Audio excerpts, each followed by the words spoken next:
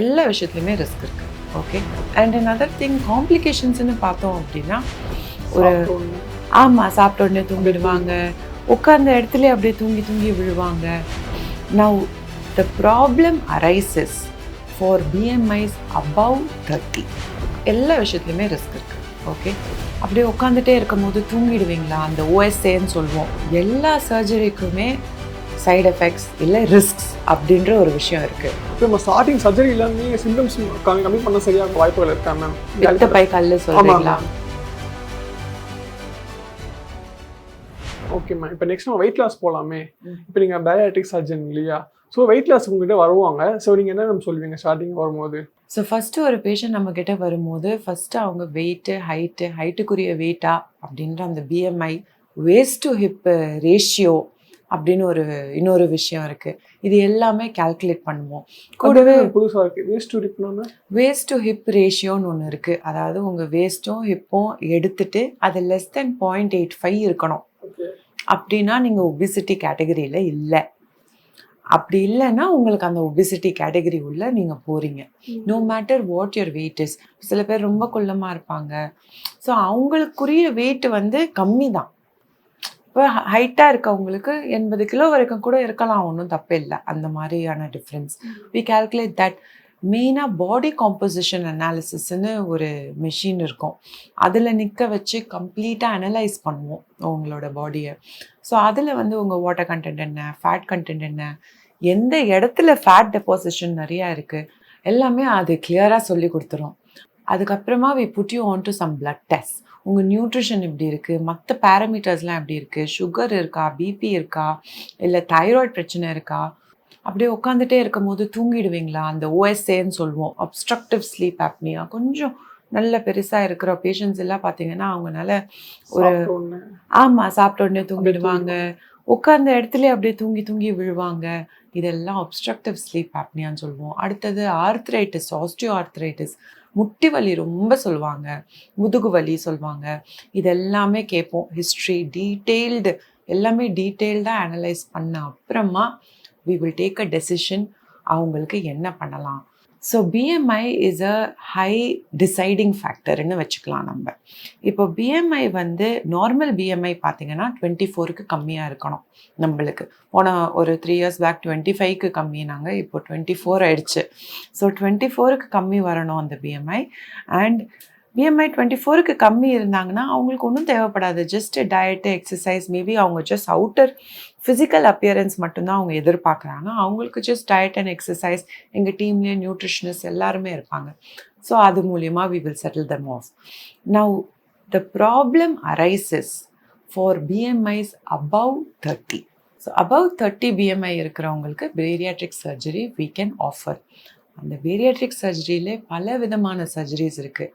அது என்ன பண்ணணும், உங்கள் பிஎம்ஐக்கு என்ன எக்ஸ்பெக்டட் வெயிட் லாஸ் அப்படின்னு சொல்லி நம்ம கால்குலேட் பண்ணி என்ன ப்ரொசீஜர் உங்களுக்கு ஆப்டோ அதுதான் நம்ம சஜஸ்ட் பண்ணுவோம். இப்போ இந்த 25 to 30 இல்லை 30 to 32 இந்த பிஎம்ஐ இருக்காங்கல்ல, இந்த cat on the wall situation, இந்த பீப்புளுக்கு இப்போ ஆஃப் லேட்டாக ஆன்டி ஒபிசிட்டி மெடிகேஷன்ஸ் பயங்கரமாக போயிட்டு இருக்கு. யூஎஸில் இது வந்து நல்லா கம்ப்ளீட்டாக அப்ரூவ்ட். பட் இங்கே இந்தியாவில் பாதிக்கு மேலே medicines are approved. Few more medicines இந்த டிசம்பர் 2024க்குள்ளே அப்ரூவ் ஆகிடும். வந்ததுன்னா that's a magic drug. It's literally a magic drug where you take the drug, you lose weight. Just a basic active lifestyle போதுமானது. இப்போ அதே மாதிரி இந்த bariatric surgery பண்ணும்போது சைடு எஃபெக்ட்ஸ் ஆக வாய்ப்புகள் இருக்கா? ஸோ பேரியாட்ரிக் சர்ஜரிக்கு அப்புறமா எஸ், எல்லா சர்ஜரிக்குமே சைடு எஃபெக்ட்ஸ் இல்லை ரிஸ்க்ஸ் அப்படின்ற ஒரு விஷயம் இருக்குது. ஸோ நம்ம ஒரு சர்ஜரி எப்போ பண்ணுவோம் அப்படின்னா the risk is lesser then the benefit. So risk வந்து ரொம்ப கம்மி, ஆனால் பெனிஃபிட் ரொம்ப ஜாஸ்தி. எல்லா விஷயத்துலையுமே ரிஸ்க் இருக்குது. Okay. So definitely it's a very very beautiful procedure. And கரெக்டான ஆளுக்கிட்ட கரெக்டாக பண்ணால் எந்த இஷ்யூஸும் வராது. That is my suggestion. And another thing காம்ப்ளிகேஷன்ஸ்னு பார்த்தோம் அப்படின்னா நியூட்ரிஷன் டெஃபிஷியன்சிஸ் நிறைய வரலாம்.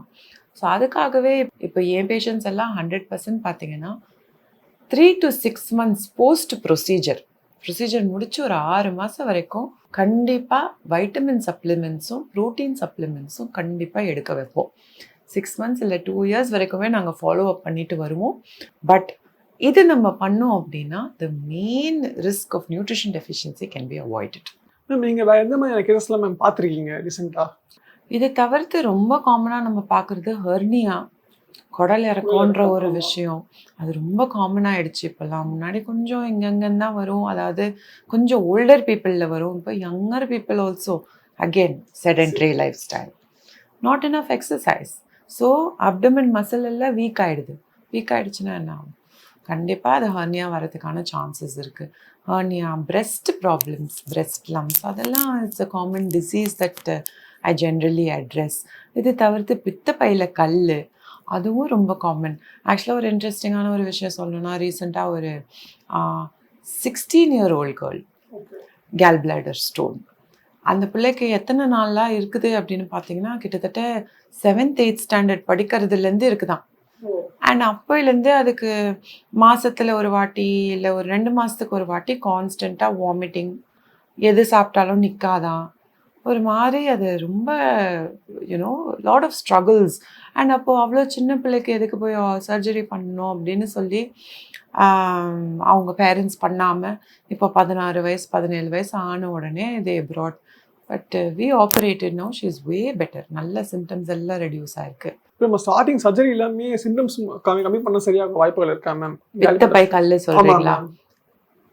இல்லை, பித்தப்பை கல் எப்போ உருவாகும்னு பார்த்தீங்கன்னா, பித்தப்பையே வேலை செய்யாத போது தான் பித்தம் தேங்கி தேங்கி அதில் கல் அப்படியே சாலிடிஃபை ஆகி கல் உருவாகும். ஸோ இது வந்து ஜஸ்ட் டயட் மூலியமாலாம் எதுவுமே சரி பண்ண முடியாது. It is a pure surgical problem.